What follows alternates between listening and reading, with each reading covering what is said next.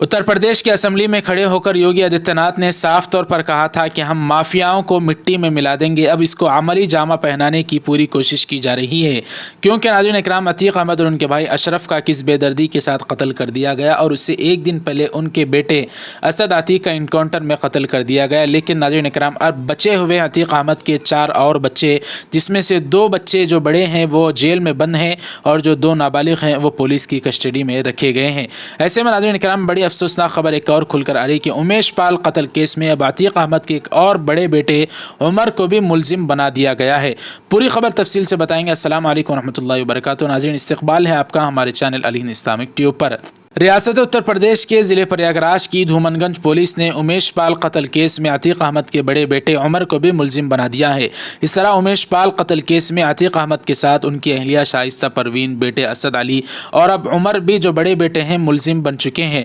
उमर पर बिल्डर को अगवा करके जेल ले जाने, मारपीट और धमकियाँ देने का इल्ज़ाम है। CBI ने उनके खिलाफ मुकदमा दर्ज करने के साथ साथ उन पर 2 लाख रुपये का इनाम भी ऐलान किया था। बाद में उमर ने खुद सुपुर्दगी कर दी और लखनऊ जेल में बंद है। धूमनगंज पुलिस ने अब उमेश पाल कत्ल केस में लखनऊ जेल में बंद अतीक अहमद के बड़े बेटे उमर अहमद को मुलजिम बनाया है। इसके लिए पुलिस की जानिब से तहरीरी कार्रवाई की जा रही है। इसके साथ अब पुलिस उमर के खिलाफ भी सख्त कार्रवाई कर सकती है। तकमीली तलबीना, ताकत, सेहत और शिफा के लिए सुन्नत और तिब्बे नबवी का बेहतरीन नुस्खा।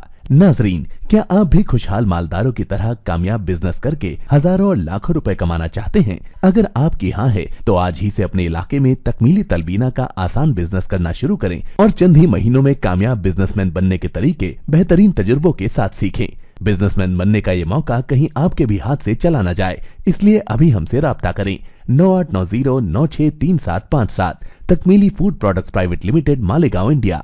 इसकी तहरीर में उमर पर जेल के अंदर से साजिश रचने का इल्ज़ाम आयद किया गया। अतीक अहमद पर भी इस तरह का इल्ज़ाम आयद किया तो उन्होंने कहा था कि हमारी जो निगरानी की जाती है, फ़ोन पर बात भी हम पुलिस के सामने करते हैं और हम इस तरह से कैसे कर सकते हैं। अतीक अहमद और अशरफ ने साफ तौर पर कहा था। पुलिस की तहरीर में उमर पर जेल के अंदर से साजिश रचने का इल्ज़ाम आयद किया जाएगा। इस तरह अतीक अहमद के तीनों बेटे उमेश पाल कत्ल केस में मुलजिम बन गए हैं। अब इस कत्ल आम में चाइल्ड प्रोटेक्शन प्लांट में बंद अतीक अहमद के सिर्फ 2 छोटे बेटे रह गए। वाज़ेह है कि 24 फरवरी को प्रयागराज के धूमनगंज थाना इलाके के जयंतीपुर इलाके में उमेश पाल को उसके घर के बाहर सरेआम गोली मार कर कत्ल कर दिया गया, हलाक कर दिया गया था। इस वाक़े में उमेश पाल की बीवी ने साबिक रुकन पार्लियामान अतीक अहमद और अशरफ के साथ साथ नामालूम अफराद पर बशमूल शाइस्ता परवीन, गुड्डू मुस्लिम और अतीक अहमद के बेटों के खिलाफ मुकदमा दर्ज कराया था। अब उमेश पाल कत्ल केस में अतीक अहमद के बड़े बेटे उमर को भी मुलजिम बना दिया गया है। तो दोस्तों, इस तरह की खबर खुलकर आई है।